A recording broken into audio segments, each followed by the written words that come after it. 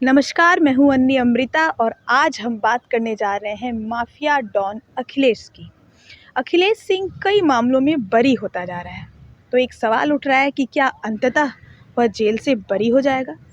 जिस तरह से लगातार दो मामलों में बरी कर दिया गया, उससे ये सवाल उठ खड़ा हुआ है। आपको ये बता दें कि पहले कुछ समय पहले ही अखिलेश को लेकर के स्पेशल पीपी को पदस्थापित किया गया था, जो जयप्रकाश जी थे। तो हम आ गए हैं जमशेदपुर कोर्ट में और यहाँ से हम चलेंगे एपीपी राजीव कुमार के पास, जिनके पास इन दिनों अखिलेश का मामला है। वही उनके मामले को देख रहे हैं। हम आ गए हैं एपीपी राजीव कुमार के पास और उनसे बात करते हैं कि अखिलेश मामलों में अदालत में क्या कुछ चल रहा है। उनसे लेते हैं तमाम जानकारियाँ। सर, ये अखिलेश मामला अब आप देख रहे हैं, कुल कितने मामले हैं? और जो पिछले कुछ दिनों से लगातार हम देख रहे हैं कि कई सारे मामलों में वो बरी हो जा रहा है, कहीं गवाही नहीं हो रही है स्पष्ट ढंग से, या फिर मुकर रहे हैं, या जो भी अदालत कह रही है कि ठोस साक्ष्य के अभाव में। तो क्या कुछ चल रहा है सर, उसके बारे में बताइए। ऐसा है कि अखिलेश सिंह के विरुद्ध अब इस न्यायालय में, जमशेदपुर न्यायालय में 12 मामले विचाराधीन हैं। अभी तक जब से मैंने कांडों का प्रभार लिया है, 2 मामले जिसका में कि जजमेंट आया है, और दोनों मामलों में अखिलेश सिंह को साक्ष्य की कमी पाकर रिहा किया गया है। जिसमें से एक मामले में उसकी समीक्षा करने के बाद हम लोगों ने पाया कि इसमें अपील दायर की जानी चाहिए, तो हम लोगों ने सक्षम न्यायालय में अपील दायर किया है। वो कौन सा मामला है सर जिसमें अपील दायर किया? वो मामला जिसमें कि हाजत से भागने का मामला था, व्यवहार न्यायालय में पेशी के दौरान अभियुक्त फरार हो गया था।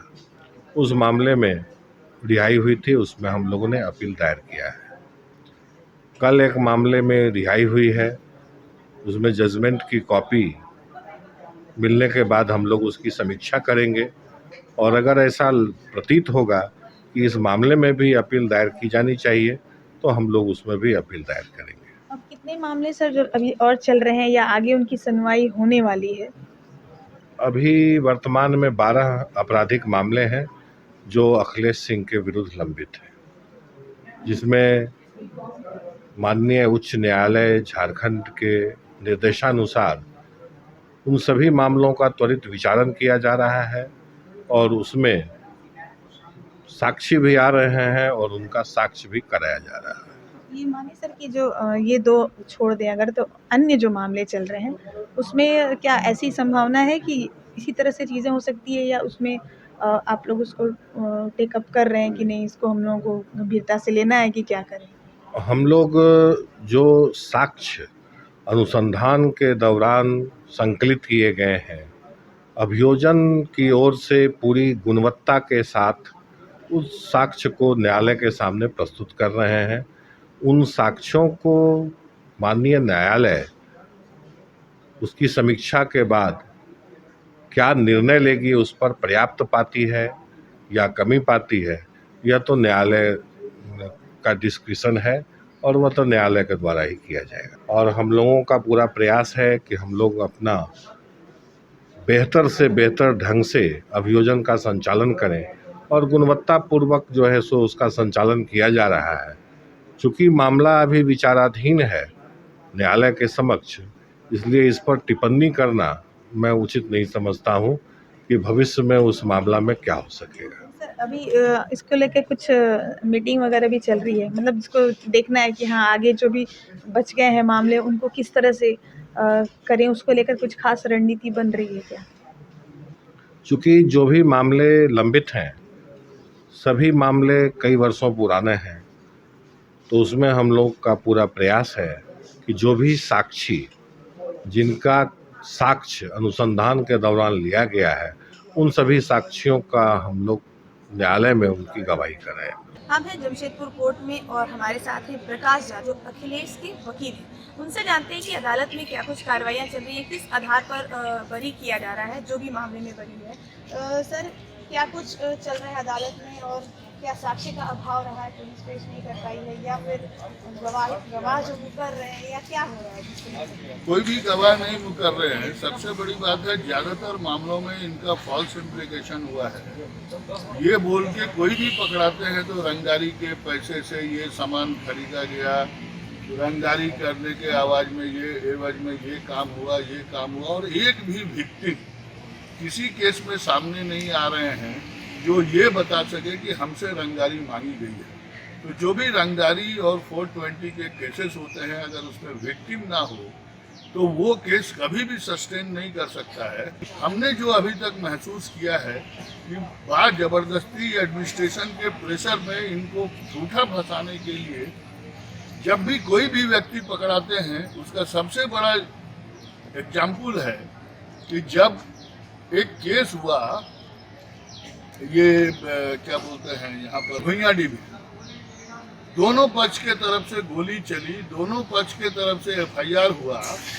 पता नहीं किसने सजेस्ट किया, अखिलेश सिंह जी जेल में हैं 5 साल से, उनके खिलाफ डिजास्टर मैनेजमेंट का केस कर दिया गया कि षड्यंत्र के तहत भेजा गया। साफ स्पष्ट है कि जबरदस्ती फंसाने के लिए अभी एक झूठा मुकदमा किया। अभी जो रिसेंटली 2 केसेस में बरी हुए हैं, उसमें भी यही केस था कि रंगदारी के पैसा से गाड़ी खरीदी गई, रंगदारी के पैसा से सुदेश महतो का प्रोग्राम में पैसा लगा गया। जिससे रंगदारी मांगे वो आदमी नहीं है, कैसे सजा हो सकती? आरपी रवि साहब को जब गोली लगी, कोई कारण नहीं था इनका नाम आना, क्योंकि ना एफआईआर में ना ही उनके स्टेटमेंट में ये बात आई है कि फलाने रंजिश के कारण अखिलेश सिंह ने ये काम करवाया है, कहीं नहीं आया है। ये जबरदस्ती का केस है। रैदर मैं बताऊं, जिस केस में आरपी रवि साहब ने इनको सजा दी है, उसके जजमेंट में यह लिखा हुआ है, पेज नंबर 17, साफ साफ लिखा है कि बिहेवियर जो था अखिलेश सिंह का इतना कूल और आचरण इतना अच्छा था कि हम सोच ही नहीं सकते हैं कि ये भी आदमी कोई काम कर। जिस आदमी का आचरण अच्छा है, अगर हमको कोई दुश्मनी होगी तो मेरा आचरण शो करेगा, लेकिन जजमेंट का पार्ट है कि उनका आचरण बहुत अच्छा था। लेकिन अगर किसी कांड में किसी भी विटनेस ने गवाही दी है बतौर जज, मैं उस पर कोई कमेंट नहीं करना चाहता हूं, लेकिन जो प्रिजम्पशन है कि शायद उस केस में सजा हुआ होगा, इसीलिए ऐसा प्रिजम्पशन पर क्रिमिनल लॉ जस्टिस एडमिनिस्ट्रेशन में कहीं प्रोविजन नहीं है कि आपको शक के आधार पर कुछ किया जा सकता है। तो कोई कारण नहीं है कि उस पर आशंका तभी हो सकती है कि हाँ, हमको कभी धमकी दी गई, हमको कोई आदमी उनका आया, या उस आधार, कोई आधार होना चाहिए, कोई घटना का एक आधार, मेंसरिया बोलते हैं उसको, कोई मेंसरिया नहीं है। तो जबरदस्ती पुलिस जो है एक अलग से प्रीजुडिस्ड होकर, पूर्वाग्रह से ग्रसित होकर इनको फंसाने का काम कर रही है, बिना कोई विक्टिम का होते हुए। आरपी रवि साहब ने कुछ नहीं कहा। आरपी रवि साहब ने बहुत साफ साफ कहा, ये घटना घटित हुई, हमको इनसे कोई ये नहीं था। ठीक है, उन्होंने ये भी कहा कि ऐसा लगता है, तो सस्पिशन ही जनरल थे, और हमको कोई अधिकार नहीं है कि जब मैटर ट्रायल में चल रहा है कि उस पर कोई कमेंट करना चाहिए। मैं कोई कमेंट नहीं करना चाहता। मैटर सुप्रीम कोर्ट में है, सुप्रीम कोर्ट में एसएलपी एडमिट हो गया है, फाइनल हियरिंग के लिए है, और कोई भी अपील जो होता है वो ओरिजिनल जुरिस्डिक्शन का कंटिन्यूएशन में माना जाता है। तो ये माना जाएगा कि सुप्रीम कोर्ट ने प्रेमा फेसाई ये बात को मान लिया है कि इन पर जो भी आरोप लगाए गए हैं वो सुनने योग्य है और उसमें उतना मेरिट नहीं है, लेकिन सब्जेक्ट टू द कंडीशन कि जब इसका फाइनल डिस्पोजल होगा। सुप्रीम कोर्ट ने categorically on the basis of evidence ये मान लिया है कि इनके फेवर में केस है। तो कैसे अब लोग, क्या उसमें उस टॉर्चर की बात कही गई है जो जेल में हुआ है, क्या ये सब बातें दी गई है? नहीं, हम लोगों ने यही कहा कि जो एविडेंस रिकॉर्ड पर आया वो एविडेंस सफिशिएंट नहीं था किसी को कन्विक्शन करने के लिए। मतलब जेल परिसर में जाके हत्या करना, इसमें एविडेंस जेल परिसर में ये हत्या नहीं हुई। साक्षी। हाँ, इसलिए कि एविडेंस नहीं आया कि इनका, क्योंकि क्रिमिनल लॉ का बेसिक प्रिंसिपल है कि एक एक्यूज का व्यक्तिगत रूप से क्या ओवरट एक्ट हुआ है। वो ओवरट एक्ट प्रेमा फेसाई इतना सफिशिएंट नहीं है बाय वे ऑफ एड्यूसिंग एविडेंस कि उस पर ये मुकदमा, ये इसमें सजा होनी चाहिए, और सुप्रीम कोर्ट ने इसको माना, इसीलिए एसएलपी को एडमिट किया।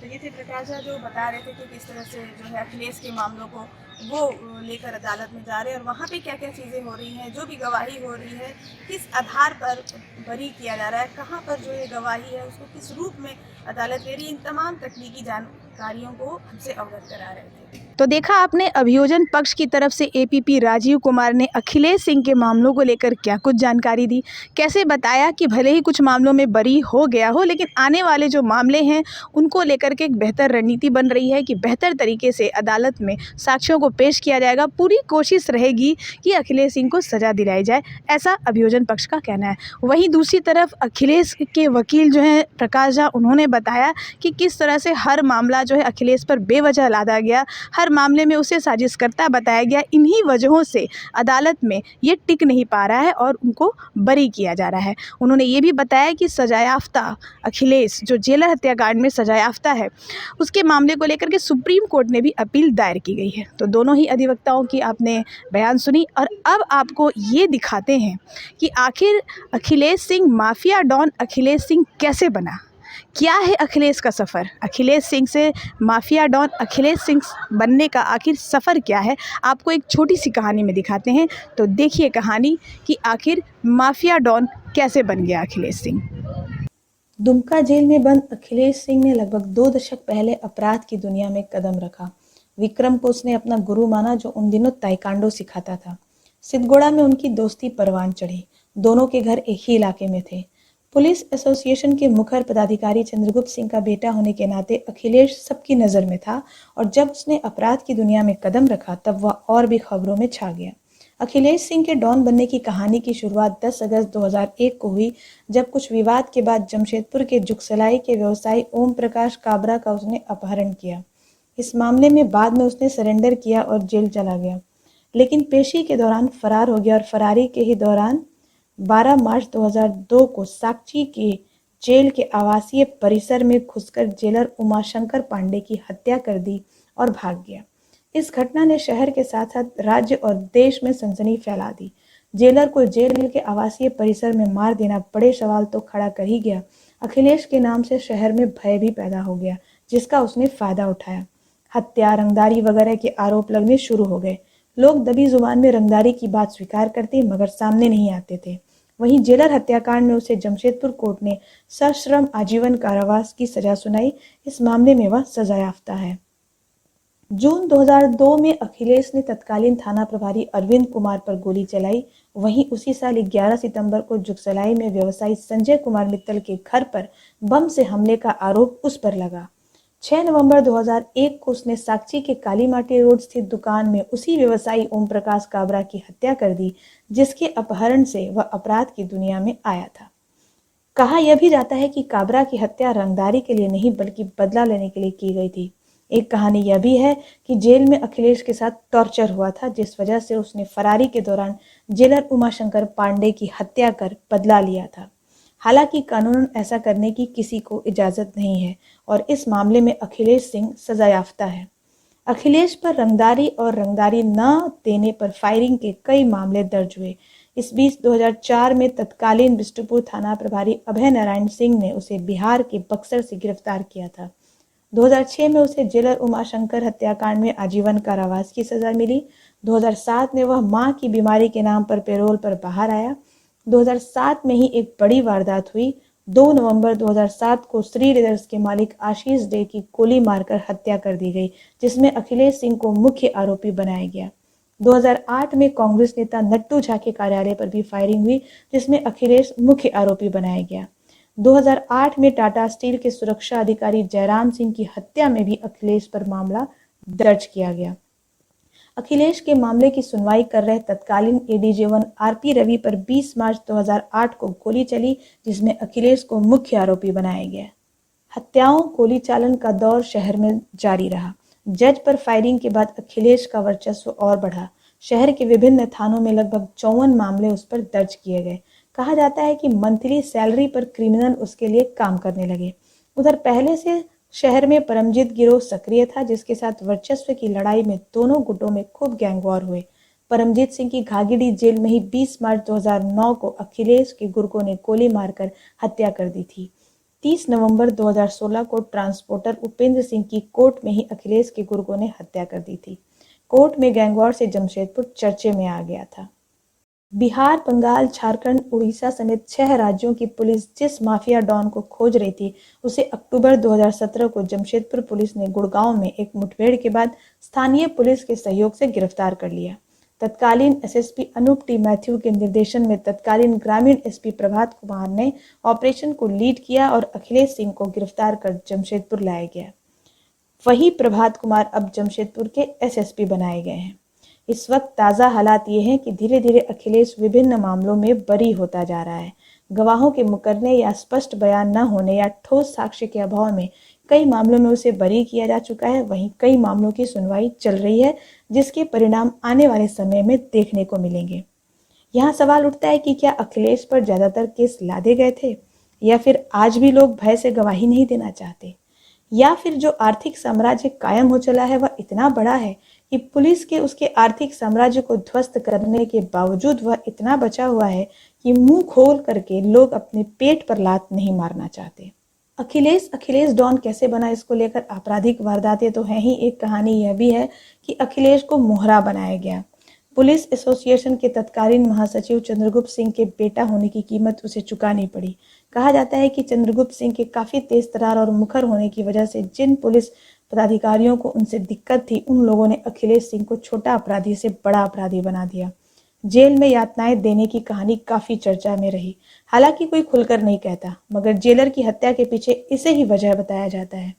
कई लोग कहते हैं कि पुलिस विभाग में अंदरूनी राजनीति नहीं की जाती, जेल में यातनाएं नहीं दी जाती तो अखिलेश डॉन नहीं बनता। ये बात कितनी सच है ये तो कहना मुश्किल है, लेकिन कानून को हाथ में लेने की इजाजत तो किसी को भी नहीं है। फिर भी अगर टॉर्चर किया गया था तो सवाल तो पूरे सिस्टम पर है, जवाबदेही सबकी है। जुर्म वही है जो अदालत में साबित हो जाए। जी हाँ, कानून की नज़र में तो जुर्म वही होता है, और जो अदालत में साबित न किया जा सके वो जुर्म नहीं होता, और फिर उसकी सज़ा भी मुकर्रर नहीं होती। तो अखिलेश सिंह के साथ भी ऐसा ही हो रहा है। माफिया डॉन के नाम से मशहूर अखिलेश सिंह कई मामलों में बरी होता जा रहा है। आने वाले समय में उन मामलों का क्या होता है जो जमशेदपुर न्यायालय में लंबित हैं, जिनमें सुनवाई चल रही है, ये तो भविष्य में देखने की बात होगी। लेकिन एक सवाल ज़रूर उठता है कि क्या जनता की अदालत में, नैतिकता की अदालत में वो बरी हो पाएगा? ये एक बड़ा सवाल है।